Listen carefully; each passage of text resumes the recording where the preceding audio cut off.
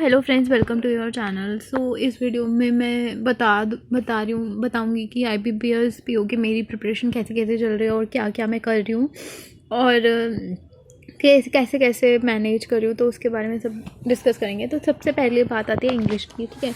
तो अगर आप लोग पूछोगे मुझसे मैं इंग्लिश कैसे कर रही हूँ, तो मैं इंग्लिश मॉक से कर रही हूँ और उसमें ही मैं गलतियाँ देखती हूँ अपनी और उसको देखती हूँ कि क्या क्या गलती हुई है मेरी या क्या।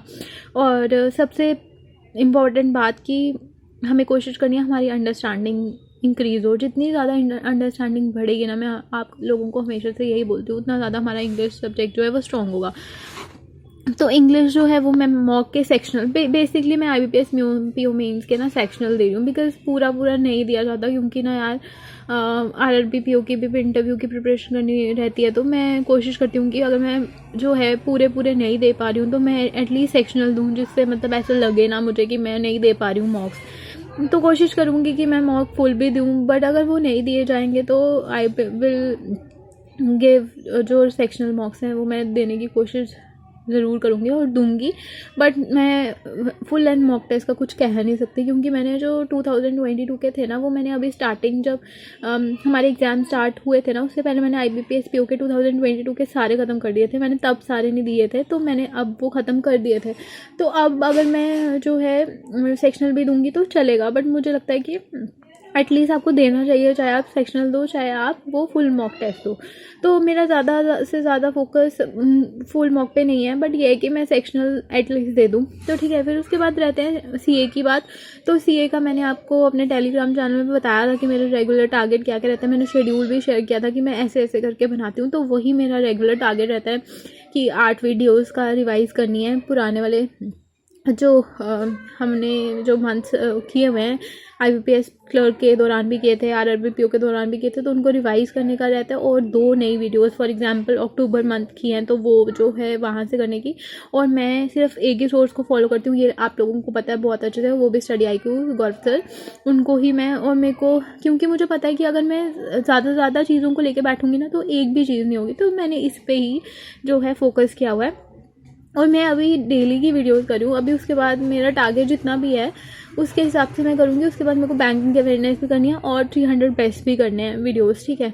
तो ये जो है CA का रेगुलर टारगेट मैं कंप्लीट कर रही हूँ। फिर रीजनिंग की बात करें, तो रीजनिंग की बात करें तो मैं आपको एक बात बताऊँगी, टॉपिक टेस्ट देना बहुत ज़्यादा इंपॉर्टेंट है, चाहे वो किसी भी जो भी आपकी वीकनेस है, ठीक है।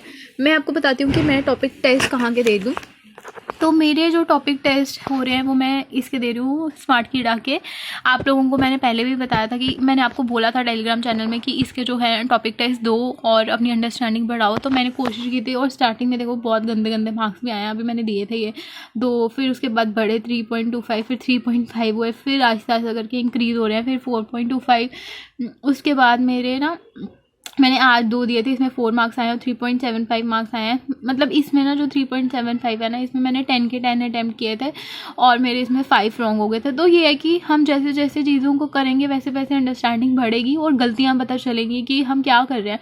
तो ये जो टॉपिक टेस्ट है मैं आप लोगों को भी सजेस्ट करूँगी ये टॉपिक टेस्ट को फॉलो करने की। स्मार्ट कीड़ा पे है ये, और इस पे जो है मैंने आपको पहले भी बताया था, ये 18 से 22 का ऑफ़र भी चल रहा है, 25% ऑफ मिल रहा है स्मार्ट कीड़ा पे। तो आप परचेज़ करो और इस जो है मॉक टेस्ट को लगाओ, बहुत ज़्यादा हेल्पफुल और बहुत ज़्यादा सही है। ऐसे ही पेपर में जो क्वेश्चन है मैंने देखे हैं और देखने को भी मिलते हैं, ठीक है। और क्रिटिकल रीजनिंग को अगर आप छोड़ दोगे तो मैं आपको बता दूँ, रीजनिंग में पज़ल जो है फंसा देती है, मैं आप लोगों को बता दूं ये बात, और बहुत बार मैं फंस गई हूँ पज़ल में। तो कोशिश करो कि जितने मिसलेनियस की प्रैक्टिस कर सकते हो, इधर सब मिसलेनियस हैं। आप जो भी है आपको क्वेश्चंस, इंग्लिश के भी जो रीजनिंग कॉम्प्रीहेंशन और ये सब चीज़ें हैं, इसमें भी साइलॉग्स वगैरह जो भी ये चीज़ें हैं, ये सब इनके टॉपिक टेस्ट दिए हुए हैं। तो आप किसी को भी जो है अगर इसमें अटैम्प्ट करना चाहो टॉपिक टेस्ट में तो कर सकते हो। तो ये जो है ये मेरी रही रीजनिंग की बात की टॉपिक टेस्ट में दे रही हूँ ये रीजनिंग के। और उसके बाद मैं जो है जो सेक्शनल मॉक होता है ना, वो भी दे रही हूँ रीजनिंग के। तो उसमें ये रहता है कि हमें कोशिश करना चाहिए कि सबसे पहले हम पज़ल को ना पकड़ के मिसलेनियस क्वेश्चन पे फोकस करें, क्योंकि देखो यार मुझे यही लगता है कि जितने आप मिसलेनियस कर लोगे ना पहले सही रहेगा। उसके बाद अगर पज़ल में फंस गए ना, अगर पहले आपने पज़ल पकड़ लिया और अगर उसमें आप फंस गए तो फंसे रह जाओगे। तो इससे अच्छा मिसलेनियस को अटेम्प्ट करो, फिर उसके बाद बाकी सब चीज़ों पे जाओ। उसके बाद आ जाती है, मैं रीजनिंग का यही चल रहा है कि मैं टेस्ट दे रही हूँ, मैं सेक्शनल दे रही हूँ, टॉपिक दे रही हूँ, बस ठीक है। और क्वांट्स की बात रही तो क्वांट्स की मैं मेंस की क्लासेस कर रही हूँ हर्षल सर की, तो आप उनको फॉलो कर सकते हो यूट्यूब पे भी, और उन्होंने मैराथन वगैरह भी लिया तो उसको प्लीज़ देख के जाना, उसको सॉल्व करके जाना। और मॉक्स जो है वो क्वांट्स के सेक्शनल मॉक्स जो है वो तो रहते ही हैं, वो भी मैं अटेम्प्ट कर रही हूँ। बट ज़्यादा फोकस मेरा ये है कि मैं मेंस क्लासेस से ही सॉल्व करूँ। जितने भी क्वेश्चन सर करवाते हैं ना वो ज़्यादा मुझे लगता है कि उनमें से ज़्यादा हमारे जो कॉन्सेप्ट्स क्लियर होते हैं। और अगर आपको लगता है ना कि आपसे कुछ चीज़ नहीं सॉल्व हो रही है तो आप उसके कॉन्सेप्ट्स को पहले अपना क्लियर करो, देन उसके आगे उनको सॉल्व करो, क्योंकि कॉन्सेप्ट्स क्लियर करना, हमारी वीकनेस को सही करना बहुत ज़्यादा इंपॉर्टेंट है। आप उसको लेके आगे आगे चलते जाओगे ना तो उसका कोई फ़ायदा नहीं है, वापस से आपकी वही मिस्टेक्स होंगी, वही सब चीज़ें होंगी। और ये जो जितना दिख रहा है ना आपको, ये इतना नहीं है। अभी तो इसमें डिस्क्रिप्टिव भी है। डिस्क्रिप्टिव अगर आप लोगों को डिस्क्रिप्टिव चाहिए होगा तो मैं उसके लिए कल एक अलग से वीडियो बना दूंगी कि मैं डिस्क्रिप्टिव कैसे कैसे करी हूँ।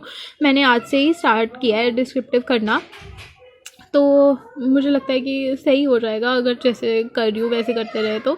बाकी तो यार मुझे नहीं पता कि क्या होगा क्या नहीं होगा, डर तो सबको लगता है। इवन कि मेरा RRB PO का इंटरव्यू भी है, तो उसके साथ में मुझे ये सब कुछ मैनेज करना पड़ रहा है। हाँ मुश्किल हो रहा है, बट करना तो पड़ेगा सबके लिए, ये मेरे अकेले के लिए नहीं है।